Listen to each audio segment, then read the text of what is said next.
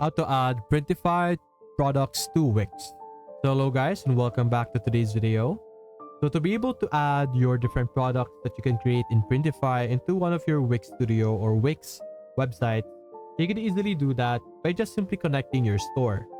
You could easily connect your store by clicking on New Store over here or this area over here on the top left and click on Add New Store.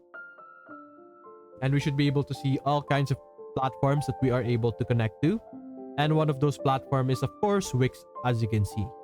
So if you click on Wix over here, it's just basically going to ask you to log in and connect your store.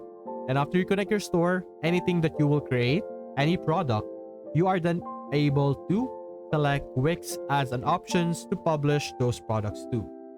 Although if you already have created products, it might be a bit difficult to transfer or send it to Wix if you have already published an existing product. So that's basically it guys. If you enjoyed this video, leave a like and subscribe. Thanks for watching.